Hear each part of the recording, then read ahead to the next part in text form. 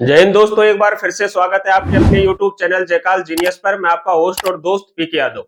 देखो, 8वें वेतन आयोग को लेकर के एक फाइनेंशियल एक्सपर्ट है गोल्डमैन सॉक्स, उन्होंने एक सनसनीखेज अभी खुलासा किया है कि जो सरकार है, जो यानी कम से कम 14,000 रुपए और मैक्सिमम 19,000 रुपए तक सरकारी कर्मचारियों का वेतन 8वें वेतन आयोग के अंदर बढ़ा सकती है। इस खबर के पश्चात कर्मचारियों के अंदर बहुत बड़ी निराशा यानी कि देखने को मिल रही है। अब वो निराशा किस प्रकार से, आप तो बोलोगे सर 14,000 और 19,000 बढ़ाने की बात की है, लेकिन हम बात करते हैं उनकी पूरी रिपोर्ट पर। तो हम इस वीडियो के अंदर क्या देखेंगे कि 8th पे कमीशन से ना रखे ज्यादा उम्मीद, 20,000 रुपए से कम ही बढ़ेगी सैलरी, ये उनका वक्तव्य है। किनका? Goldman socks. ठीक है। और जैसा कि आपने यानी कि कल देख ही लिया होगा, जिस प्रकार से कैबिनेट ने अब 2% डीए का अप्रूव किया है, उससे आपको समझ में आ गया होगा कि गवर्नमेंट मैक्सिमम कितना पेमेंट आप लोगों के लिए बढ़ा सकती है। ठीक है। उसी से आप लोगों को दिखाई दे रहा होगा कि सरकार की मंशा क्या है यहाँ पर। ठीक है। तो पहले हम वो रिपोर्ट देख लेते हैं, उसके पश्चात हम देखेंगे यानी कि फिटमेंट फैक्टर नया क्या हो सकता है। ठीक है। क्योंकि जिस प्रकार से डीए 2% दिया गया, तो अभी उसी जैसे जैसे डीए जो यानी कि कम बढ़ाया जाएगा गवर्नमेंट के द्वारा, तो फिटमेंट फैक्टर भी उसी आधार से कम होता हुआ नजर आ रहा है। तो हम सबसे पहले क्या करते हैं, गोल्डमैन सॉक्स की रिपोर्ट पढ़ते हैं। उन्होंने रिपोर्ट में क्या कहा है देखो। 2018 ने इस रिपोर्ट को प्रकाशित किया है। इसमें आप देख सकते हैं, 8वें वेतन आयोग से ज्यादा उम्मीद ना लगाए कर्मचारी, कितना बढ़ेगा वेतन, आ गया इसका पूरा आंकड़ा। अब देखो,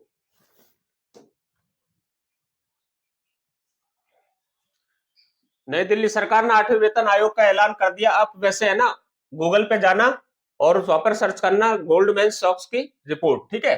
तो वहां निकल करके ये खबर खुल के आ जाएगी आपके सामने, वहां भी आप इसको पढ़ सकते हो। सरकार ने 8वें वेतन आयोग का ऐलान कर दिया, जो 1 जनवरी 2026 से लागू भी हो जाएगा। जब से इसकी घोषणा हुई है, हर कर्मचारी बस इसी कैलकुलेशन में लगा हुआ कि आखिर उसकी सैलरी में कितना इजाफा होगा। बीते 2 महीने में इस पर तमाम कयास और कैलकुलेशन जारी हो चुके हैं, लेकिन अब इसका सही सही अनुमान सामने आना शुरू हो गया। रिपोर्ट में जो आंकड़े सामने आ रहे हैं वे ज्यादा खुश करने वाले नहीं है। गोल्डमैन सॉक्स ने अपनी हालिया एक रिपोर्ट में कहा है, 8वें वेतन आयोग के लागू होने के बाद केंद्रीय कर्मचारियों का वेतन प्रति माह 14,000 रुपए से लेकर के 19,000 रुपए तक बढ़ सकता है। वित्तीय सेवा कंपनी ने अनुमान लगाया कि इस वेतन संशोधन से लगभग 50 लाख केंद्रीय सरकारी कर्मचारी और 65 लाख पेंशन भोगियों को लाभ मिलेगा। ठीक है। 8वें वेतन आयोग का गठन अप्रैल में होने की संभावना है। इसकी सिफारिशें 26-27 लागू हो सकते हैं। गोल्डमैन सॉक्स ने विभिन्न बजट आवंटनों का विश्लेषण किया, यानी कि बजटों के आवंटन से यानी आवंटन पर इन्होंने क्या विश्लेषण किया, ताकि संभावित वेतन वृद्धि का अनुमान लगाया जा सके। वर्तमान में केंद्रीय सरकारी कर्मचारी का औसत मासिक वेतन टैक्स से पहले 1 लाख रुपए। मासिक वेतन कितना लिया है इन्होंने यहाँ पर? 1 लाख रुपए। यानी इस 1 लाख रुपए पे इन्होंने क्या किया, कैलकुलेशन किया है। और इन्होंने किस आधार पर किया है? बजट के आकलन पर। यानी कि इन्होंने जो बजट का जो आकलन लिया है, और 7वें वेतन आयोग को आधार माना है। 7वें वेतन आयोग को 1.02 लाख करोड़ का बजट सरकार ने किनको दिया था? कर्मचारियों को दिया था। ठीक है। अब की बार उसी बजट का आकलन करते हुए इन्होंने क्या किया है, यानी सैलरी इंक्रीज का क्या लगाया, अनुमान लगाया है। यहाँ पर ध्यान देने वाली बात क्या है, एक तो यह है कि 1 लाख रुपए इन्होंने क्या माना है, औसत वेतन माना है प्रत्येक कर्मचारी का। ठीक है। अब देखो, विभिन्न बजट के आकलन के आधार फर्म ने संभावित वेतन वृद्धि का अनुमान लगाया है। ठीक।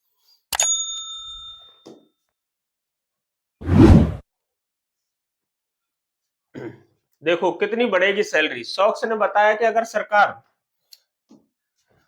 8वें वेतन आयोग के लिए 1.75 लाख करोड़ रुपए आवंटित करती है, जिसमें से आधी राशि वेतन संशोधन और बाकी पेंशन के लिए उपयोग की जाती है, तो रिपोर्ट के अनुसार औसत वेतन 1,14,600 रुपए प्रति माह तक पहुंच सकता है। इसका मतलब 14,600 रुपए की औसत बढ़ोतरी होगी।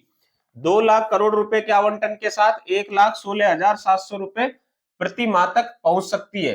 अगर आवंटन 2.25 लाख करोड़ रुपए तक पहुंचता है, तो औसत वेतन है जो 1,18,800 रुपए प्रति माह तक बढ़ सकता है। इसका मतलब है कि करीब 19,000 रुपए तक की बढ़ोतरी हो सकती है। मैक्सिमम है 19,000 रुपए की बढ़ोतरी।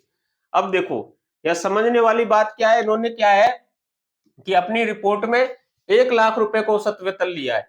इसमें क्या है, इन्होंने एक बजट का आंकड़ा लिया है, यानी कि 1.75 लाख करोड़। ठीक है। और बाकी कितना लिया है? 2.25 लाख करोड़। और एक लिया है 2 लाख करोड़, यानी कि 1.25 लाख करोड़, 2.25 लाख करोड़ और 2 लाख करोड़। तो 2 लाख करोड़ को हम इसके अंदर शामिल करेंगे। ठीक है। पहले एग्जाम्पल में 1.25 लाख करोड़ रुपए और नेक्स्ट में करेंगे मीडियम वाला, फिर लास्ट में मैक्सिमम वाला, ठीक है। पिछला मैं थोड़ा सा और बता दूं, 7th पे कमीशन में 7 सीपीसी के अंदर है जो कितने बजट आवंटित किया गया था सरकार द्वारा, 1.02 लाख करोड़ रुपए का बजट आवंटित किया गया था, ठीक है।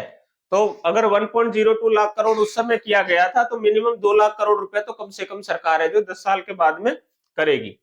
अगर 2 लाख करोड़ भी नहीं कर पाती है सरकार तो आप समझ लेना फिटमेंट फैक्टर है जो 1.85 के आसपास ही रहेगा, इससे ज्यादा नहीं रह सकता, ठीक है।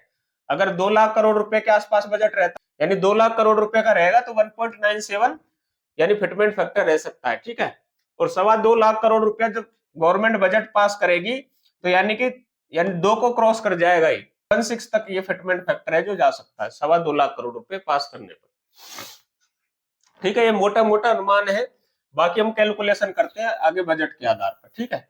तो हम क्या करते हैं, सबसे पहले चलते हैं हम अपने किस पर, बोर्ड पे चलते हैं हम सबसे पहले।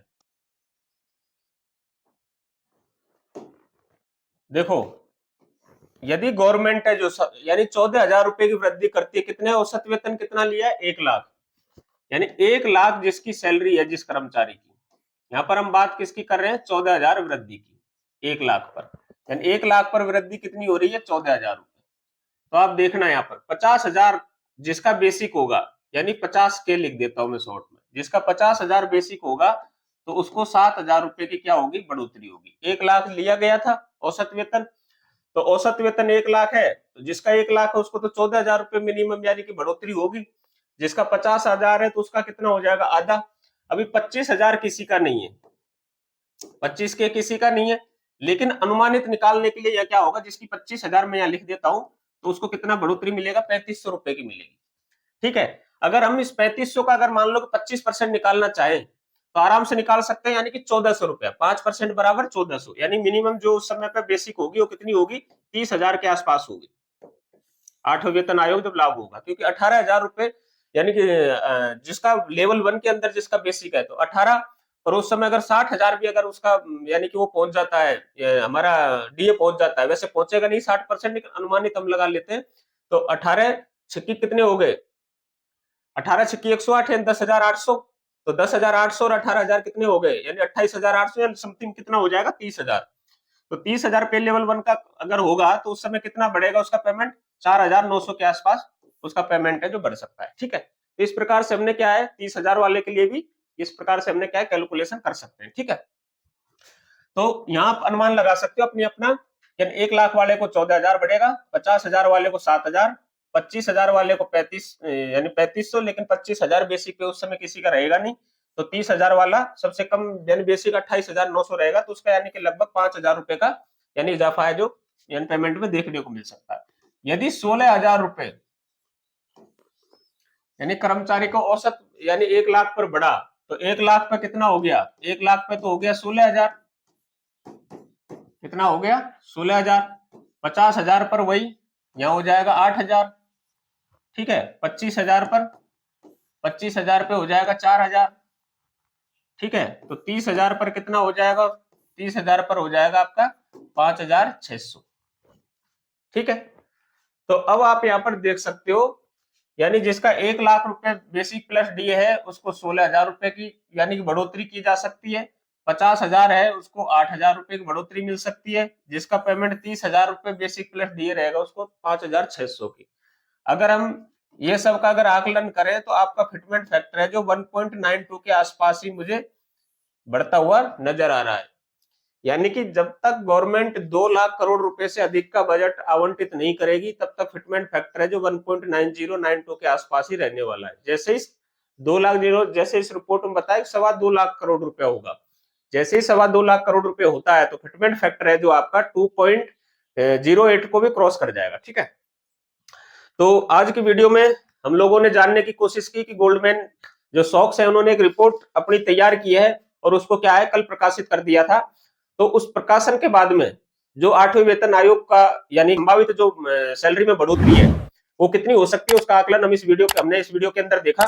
यदि आप लोगों को वीडियो अच्छी लगी हो तो वीडियो को लाइक, चैनल को सब्सक्राइब और वीडियो को अधिक से अधिक शेयर करना बिल्कुल ना भूलें। इस वीडियो में बस इतना ही, ठीक है। इन्हीं शब्दों के साथ मैं इस वीडियो को करता हूं यही समाप्त। जय हिंद, जय भारत।